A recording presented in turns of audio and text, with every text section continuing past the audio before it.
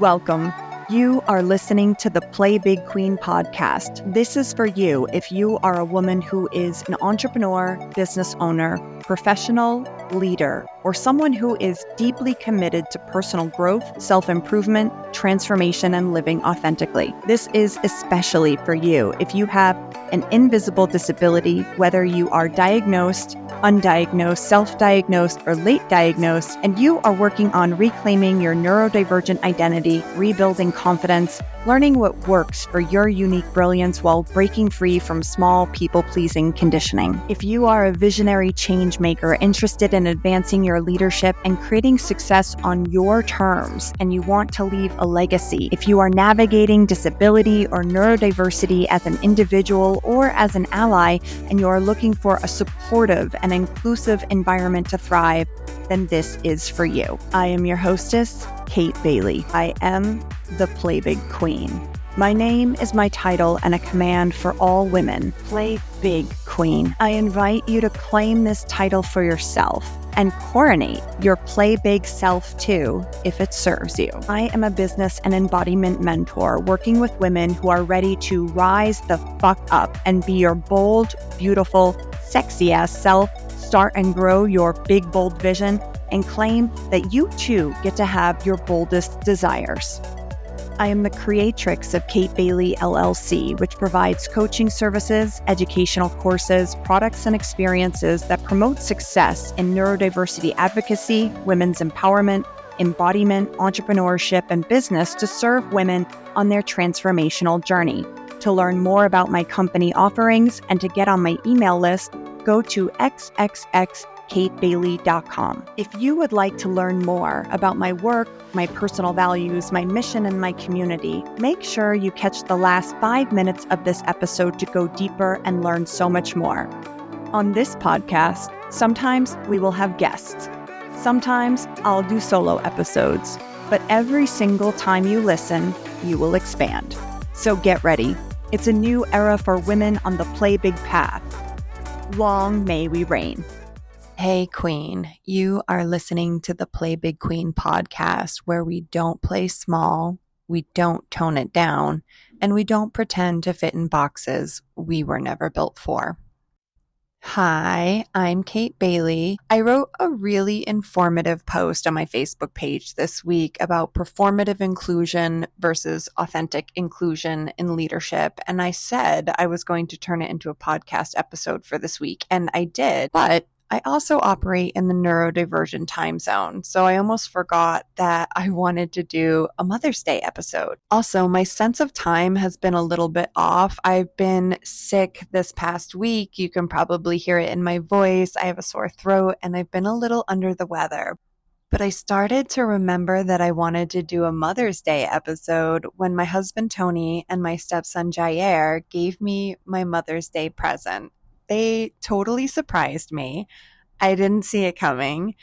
And they were so creative. They redecorated our back patio in our little desert bunker home to look like this vibey coffee shop lounge with bistro lighting and a drum coffee table. And they added a flower box with marigolds. And now we have a fern on the back porch in the corner that we now call Herb, along with this oversized papasan chair to lounge in. And it's all set on top of green astroturf and a Turkish carpet runner with these throw pillows and candles and even a new fluffy dog bed for Foxy. I'm recording this episode right now on the porch, surrounded by all this new vibey goodness. So if you hear cars in the distance, that's why. But I love this so much. I think every woman could appreciate any gift that amplifies beauty and safety in her surroundings. And that is what my two very creative kings did for me this year, and it is so beautiful. But when they set up this porch to be this loungy coffee house place for me to work, I finally remembered that I wanted this episode to be a Mother's Day episode. So today, Monday, May 12th, 2025, the day after Mother's Day, we are doing a Mother's Day episode. And no matter where you're at on this journey. If you're a mom, you have a mom, you mother puppies, you mother people in the community as a teacher, or you're remothering yourself. Whatever your motherhood status or individual journey looks like, I am so sure that there is some gold in this episode for you. And even though this episode is all inclusive, and I truly believe that no matter what your mother situation is, you can get something out of this, I want to talk specifically to the neurodivergent women out there who are mothering or who have been mothered in ways that shaped you forever. Then again, next week, I'll drop all the gold about authentic inclusion. But like today is going to be stories about grief, healing, medication, loss, stepmotherhood, and sacred reclamation.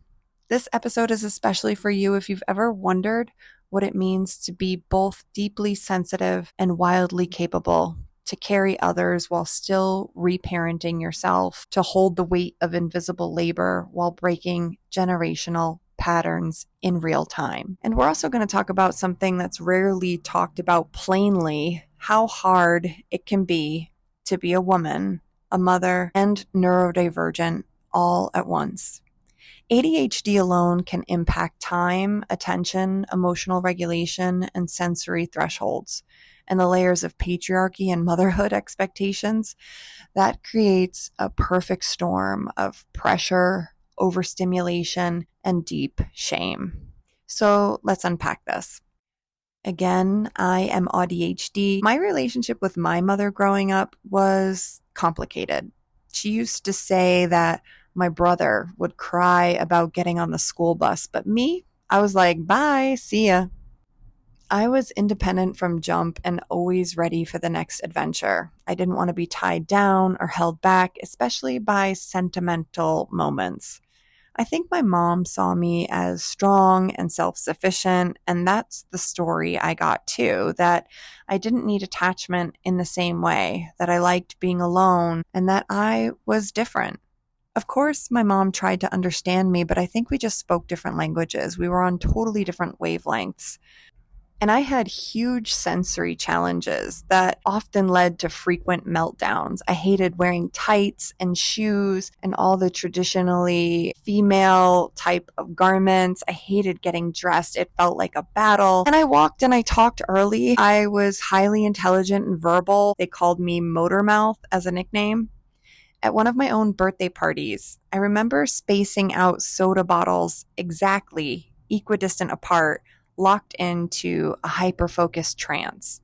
While I was arranging these soda bottles, my mom was like, Katie, what are you doing? And she like startled me out of this trance I was in. I think I was maybe like 11 or 12. And that was the first time I realized that like really how I experienced the world might not be how other people experienced it.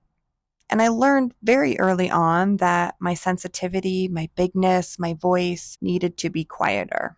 I had to suppress the parts of me that didn't match what people expected.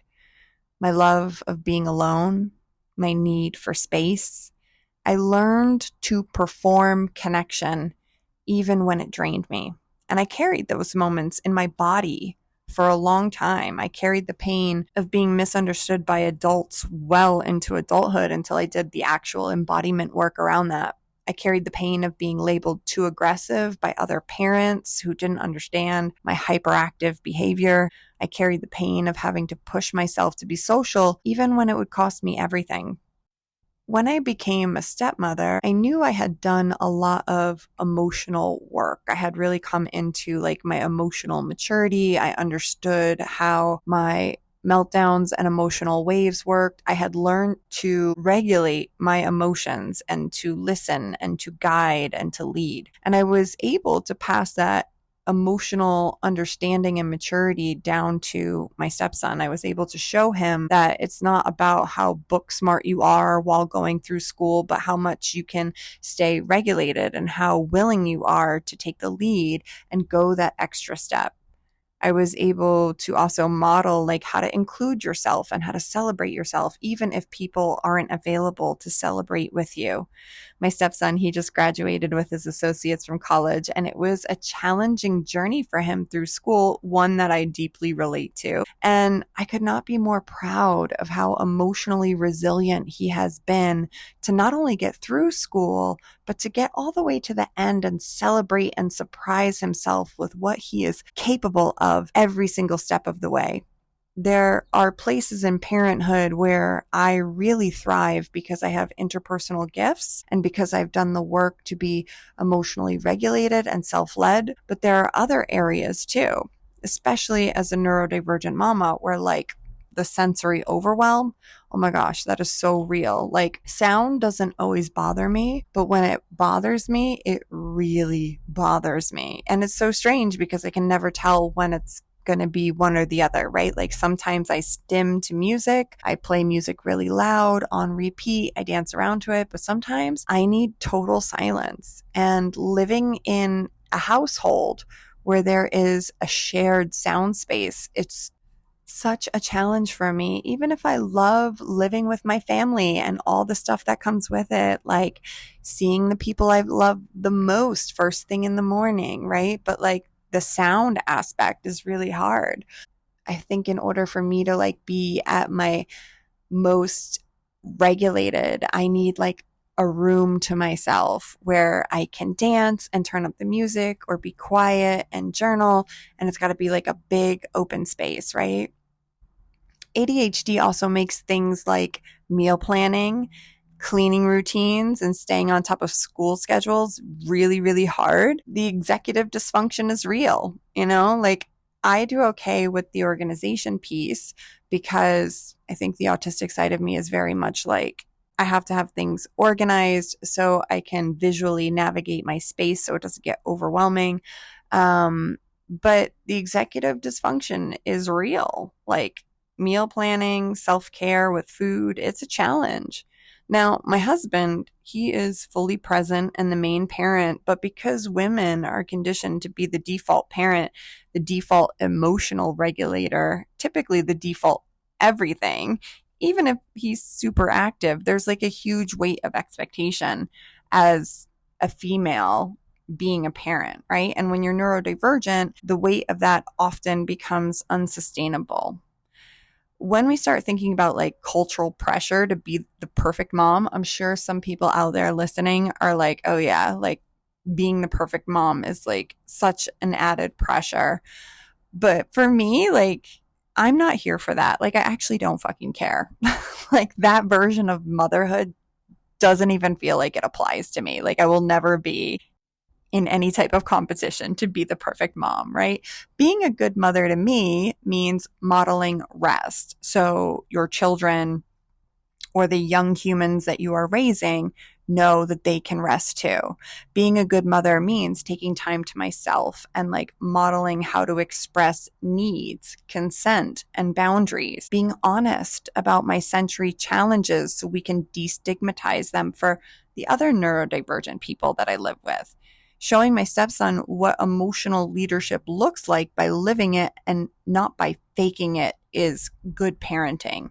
And part of that honesty includes owning the days that are really hard, the days when I forget something important, the days when I need to leave the room or when I need to go cry in the bathroom. Those are still parenting days, and they're still showing our younger humans how to be a human days, right? And those parts of the lived experience, they deserve to be named and acknowledged and cared for as well. And there's another side of parenthood that is particularly challenging for a lot of people who are neurodivergent, myself included, right? Like my journey with ADHD medication has been so crucial. I need it for school.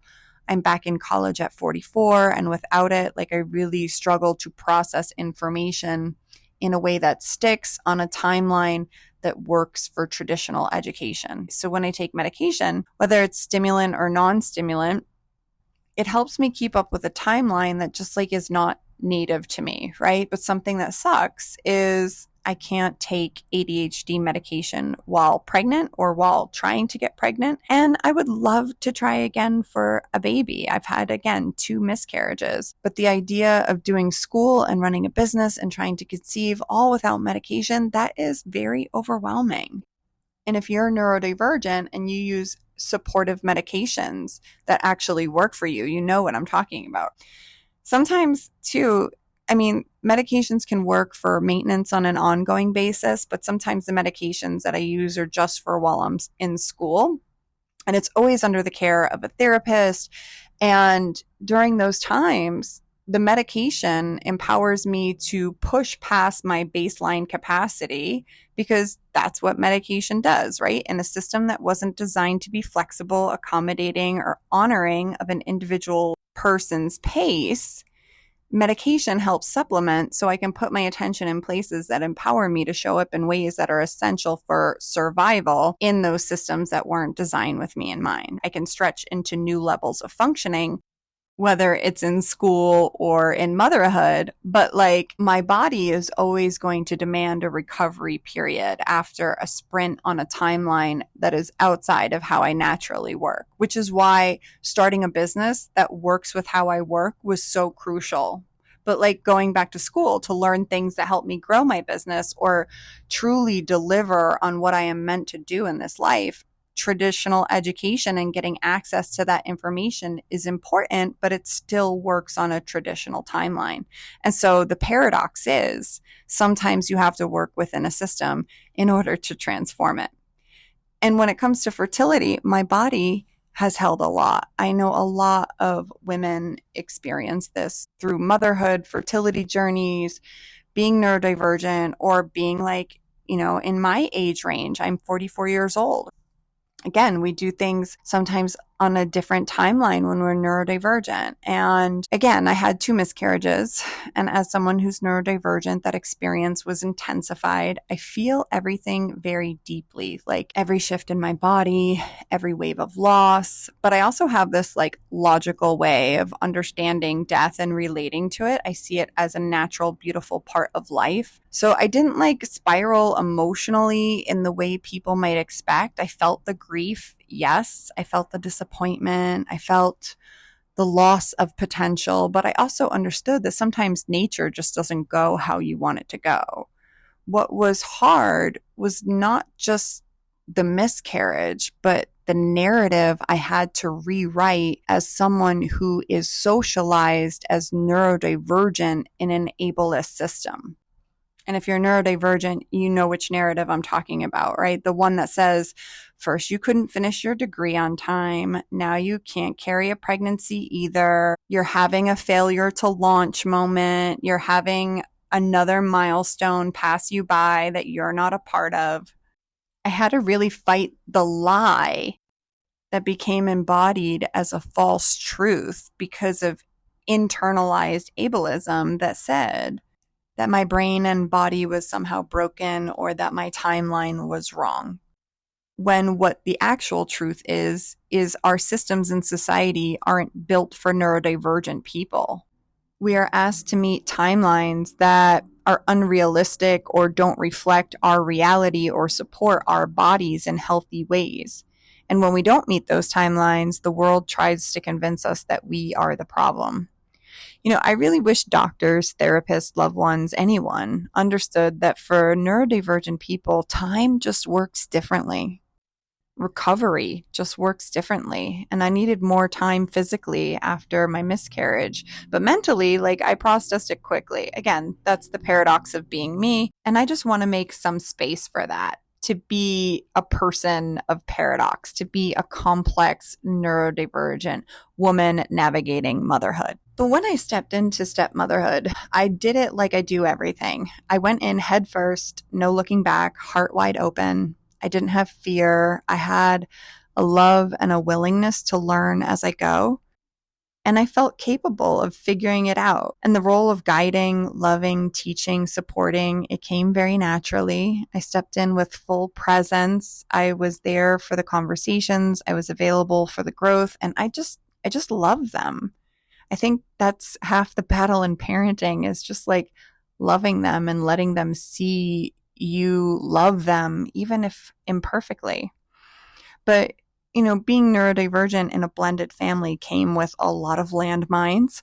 Of course, it wasn't intentional, but there were times early on where I became the scapegoat for my new family's unprocessed pain about divorce. Children and young people need to make sense of divorce. And when they go to do that, it's a lot easier to say that the new person who's entered the mix is to blame than to try to understand the complexities of a relationship that didn't work out. And whether it's parenthood or step parenthood, whether you're navigating in laws or a new step family that you're being blended into, it can trigger some stuff around the neurodivergent lived experience. I was already used to being othered, right? I think that's a common shared experience when you're neurodivergent, used to being like the other one. But this was different. I was also holding space for kids coming out on the other end of crisis. And I was doing that while I was secretly pregnant. And then I was still holding that space while I was secretly miscarrying. And I had to keep holding that space because the kids were still healing and we weren't sure if they could handle more life changes. And so I held my life experience very quietly during that time. And being neurodivergent and my neurodivergence shape how I showed up at that time. It made some things harder and other things felt easier. Like it felt real easy to speak to any learning challenges my stepkids experienced in school and to speak to developing a positive self-image from my own personal lived experiences in some of the same areas. No matter how different our individual experiences, there was a lot of through lines in the neurodivergent lived experience. I was able to bring warmth and words that illuminated experiences that felt hard to name or articulate. But as an individual, like, I also needed solitude. And I know my family can feel when I need solitude and withdraw because I'm like processing big emotions, but I know they understand because they need their time alone too to process. Every stepmom, especially, I know every mother does, but every stepmom especially feels invisible at some point, especially early on, where kids had their whole worlds flipped upside down and they want stability. Even if they like you, as a stepmom, you're just like a reminder of change. And change and growth is hard. And so I had to grieve that too, that like I was the reminder of change and that change didn't feel like a positive association. During that time, I did a lot of journaling. I tried to carve out space to like process how I was feeling. But honestly, I wish I had the tools that I have now back then when I first became a step parent. And that's okay because like now I use those tools to build something better. But at the time, navigating all that without the tools that I have now was probably much harder than it needed to be. But I did go through that hard process where I intentionally grieved the loss of my milestones that I didn't reach in the time that I thought I would reach them because I was comparing my timeline to a neurotypical standard. I grieved the babies that I didn't carry to term. I grieved the degree I didn't finish in my 20s, the career that looked good on paper but wasn't a match for my true talents and purpose and didn't actually lead to happiness. I grieved the timeline that I really thought I was supposed to be on. That sense of lost time because you're comparing your timeline to a neurotypical standard is something that so many people who are neurodivergent or who have invisible disabilities can deeply relate to. But, I'm reparenting myself now, and I have been for quite a while, remothering. I learned to see my neurodivergence not as something to fix, but as brilliance in its own timing and its own rhythm without an apology. And I want to model that for the next generation, for my stepkids, for other kids who are learning to own their identity, that you can be a person and a parent at the same time, that your humanity isn't a weakness or a flaw. It's the whole fucking point. And the most sacred part of this whole story Reclaiming my identity has made me the mother that I needed. I was also made to be my stepson's stepmother. I see him. I support his brilliance. I love him with a depth that I didn't know I had access to before this journey. And as a neurodivergent mother who refuses to mask for anyone, I've become a walking permission slip for him and for others to fully be themselves. Because the world doesn't need more conformity. It needs change. It needs genuine, positive change. It needs to be shown different people who do things differently. So, with that in mind, I want to give you some empowering tips for being a mom while being neurodivergent, because we know that shit is not easy, especially if you're navigating ADHD, autism, or other cognitive differences. So here's the part where you might want to take some mental notes or actually write some stuff down. First and foremost, embrace your brain, not the mom mold. You don't have to parent like the Pinterest perfect neurotypical mom. Your intuitive, nonlinear, outside the box brain has gifts. Lean into them. Create systems that match your executive function style. Forget rigid routines if they don't work. You don't have to be the mom who's a part of the 5 a.m. club who gets up, perfectly meditates, journals, and works out. If that's not you, boo, that's not you. That's okay. Try visual schedules instead. Set alarms, try habit stacking, or even playful cues like songs or movement. Flexibility is going to be your superpower. This next hot tip is literally my favorite. Sensory care is self-care. Do not underestimate how much noise, clutter, or touch can affect you. Create sensory safe zones and boundaries, even if that means noise canceling headphones or locked bathroom time. This is something a lot of my clients take so much pleasure in discovering, how to set boundaries around your sensory care as self-care, right? When you start doing that, your cup begins to stay so much more full, and you find yourself burning out way less, because sensory information is a lot to process, especially if you have ADHD and you don't have a filter, right? So setting up boundaries around your sensory care can be everything. Another game changer is prioritizing transitions for you and your kids. Neurodivergent brains can struggle with starting and stopping, so building in buffer time, like using countdowns, visual timers, or movement rituals to actually shift gears, can be a huge help. Now, this is a big mindset thing. Let go of shame around quote unquote messy days. Some days, the executive function tank is just empty. That's not a failure. It's a signal. It's a signal that you need to honor rest and model what it looks like to be a human and not be performative. One of the most important tips I can give you too is to redefine what quote unquote good parenting means. It is not about doing it all. It's about practicing discernment, and it's about showing up and repairing after ruptures and raising kids who know love can be imperfect and real at the same time, and that love can require you to set boundaries, prioritize, and make choices. Also, use special interests and hyper focus to your advantage. If this is something that exists in your world, especially my people on the spectrum, right? Hyper focus and special interests can be used to your advantage. They could be turned into connection points with your kids, whether that's building, storytelling, music, or crafting some weirdly amazing meal plan. Leverage what is already working. If hyper focus and special interest is a thing, lean into it, use it as a connection point.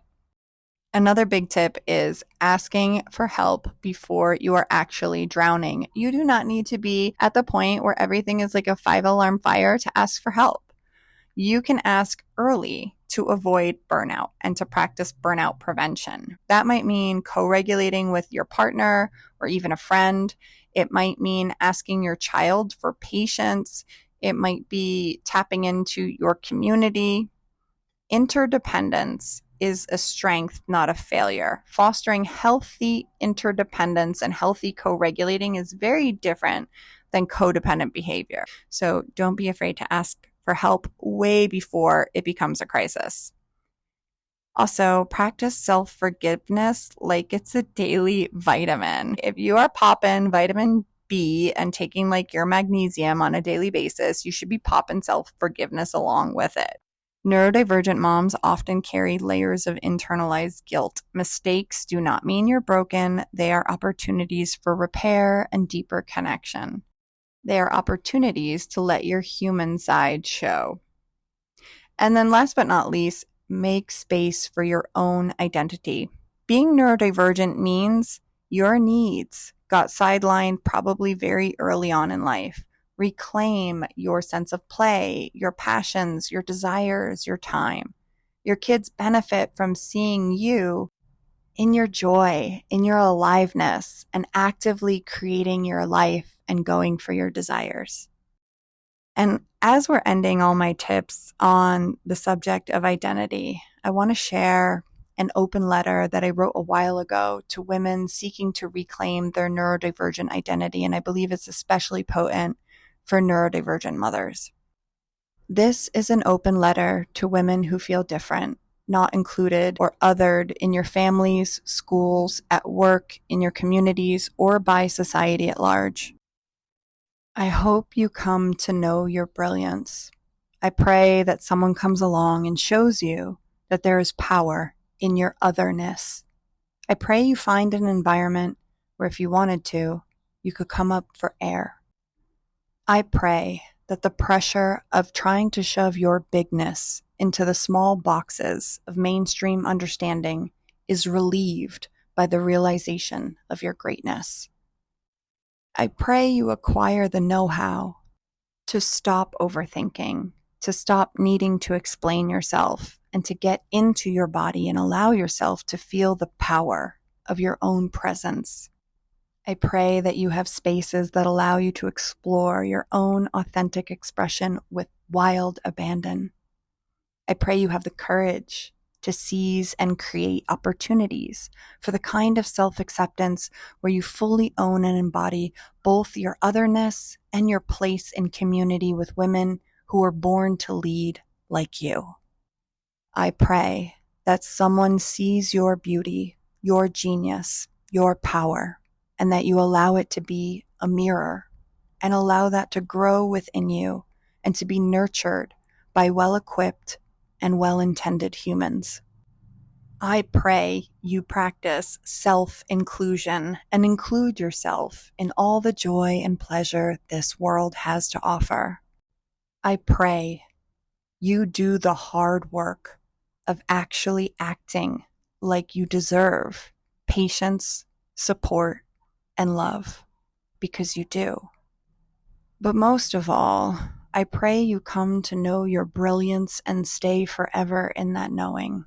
For as you know your brilliance, beyond your shadows, beyond your doubts, everything will start to open up for you, and you will receive your most true desires. I love you, and I hope you love you too.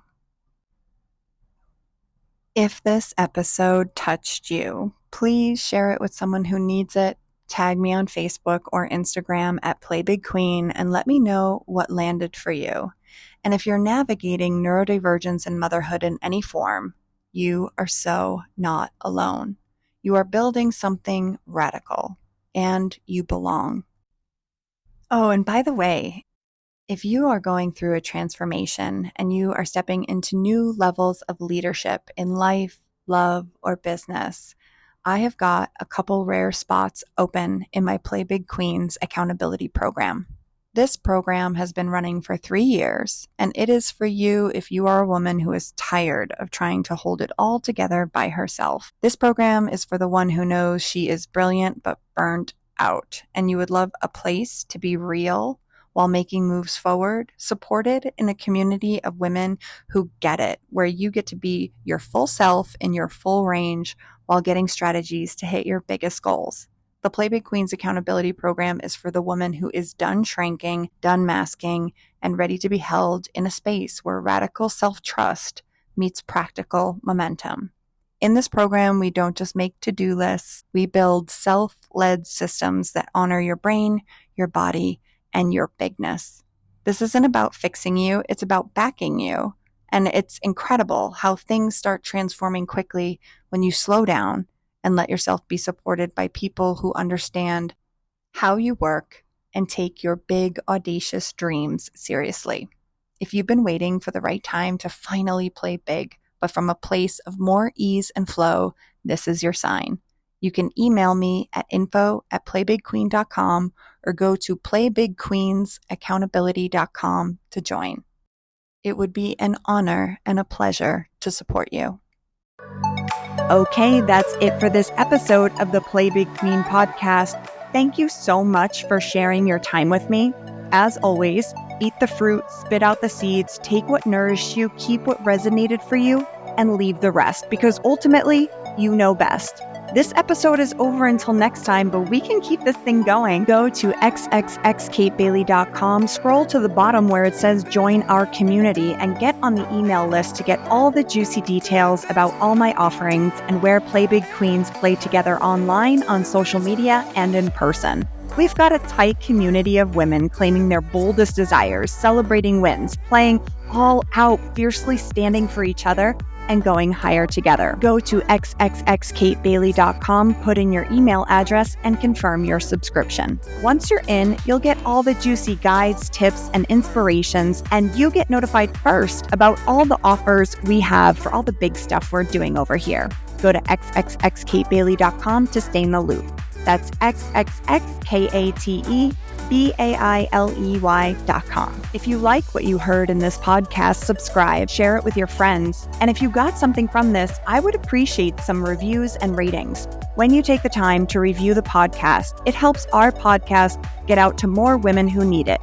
If you haven't already, head over to iTunes and Spotify and show Play Big Queen some love.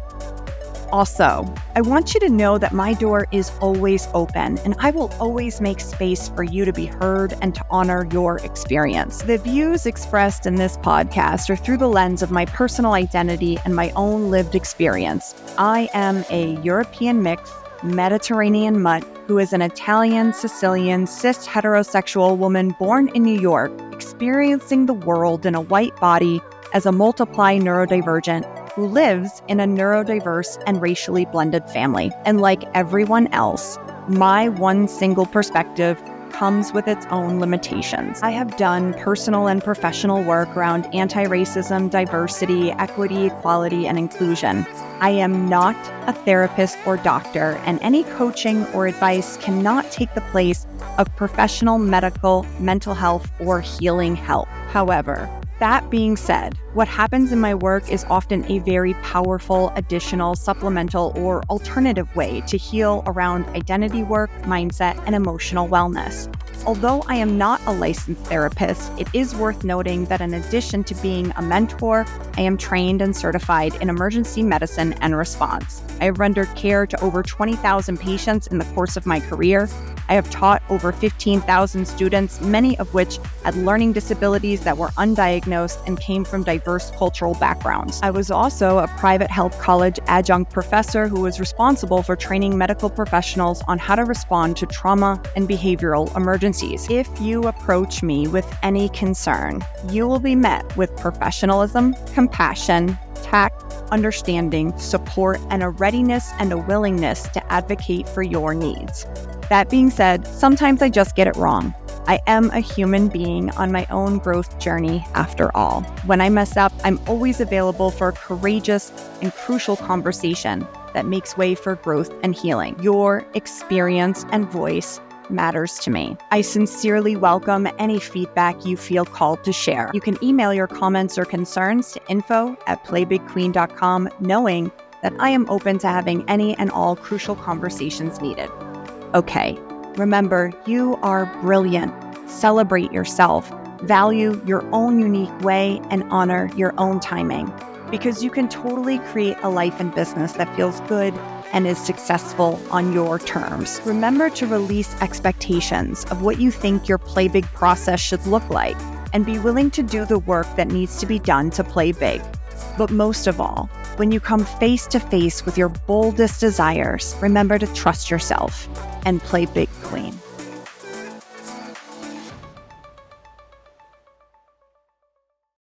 Hi, Queen. I see you're in it for the long game. If you reach this part of the podcast episode, it means you're interested in learning more about my work, my values, my mission, and my community. So let's go deeper together. I am here to activate neurodivergent women to play bigger and to show you that you are so capable of doing big things, and that if you value your own unique way and honor your own timing, you will learn to receive your boldest desires and so much more. In my world, what makes you different is valued, celebrated, honored, and welcome. I welcome all who identify as female and non-binary folk in my Play Big Queens community. We believe in and support LGBTQIA+2S, Black Lives Matter, women's and pro-choice rights, and obviously intersectional identities, including disabilities, neurodivergence, and religious beliefs. Personally, I am pro-sex worker rights, pro-Palestinian liberation, against Islamophobia, and against anti-Semitism, and I'm also against any cult-like religions that use beliefs as an excuse to indoctrinate people into abusive, autocratic systems.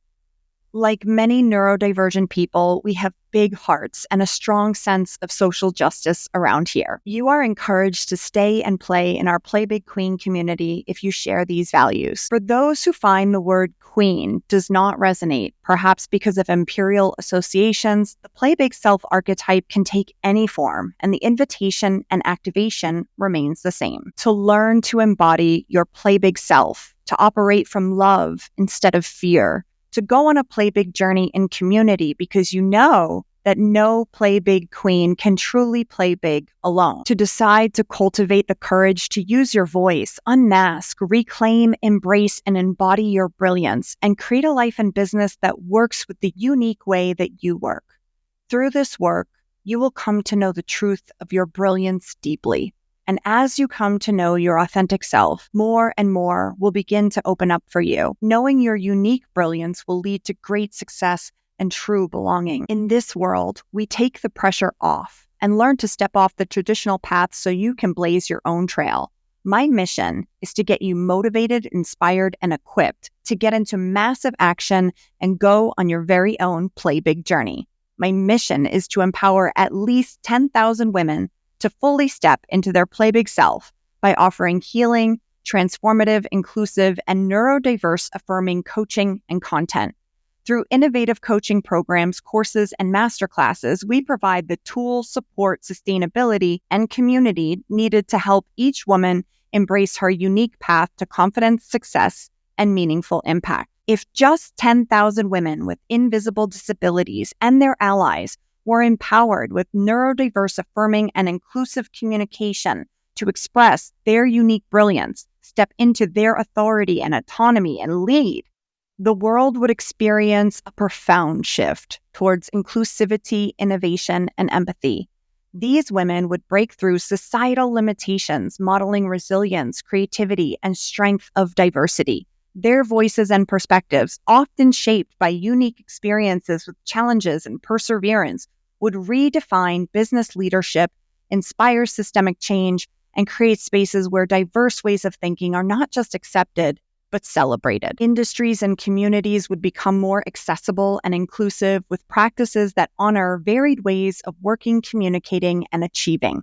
This change would ripple into every area of life and society. Workplaces would become more adaptable, offering a culture of respect for individual strengths. Healthcare and education systems would improve, centering accessibility and compassion in their approaches, and policies would evolve to better support those with invisible challenges, benefiting society as a whole. So many women with so much potential are shrinking in the face of their own brilliance, just sitting on the sidelines waiting for permission instead of getting in the game. The activation of the latent potential in these women, their empowerment, making them visible, would inspire others, reduce stigma around invisible disabilities, and encourage everyone to lead authentically. Their successes will light the way for countless more women to rise, creating a culture of true diversity where every person feels valued, included, and emboldened to contribute their brilliance and lead with it. If you know you are ready for more clarity, confidence, and you want to embody your play big self and be supported around creating the big vision for your life and business, then send me an email at info@playbigqueen.com telling me why this work is so important for you, and we can explore opportunities to work together and make your play big dreams a reality.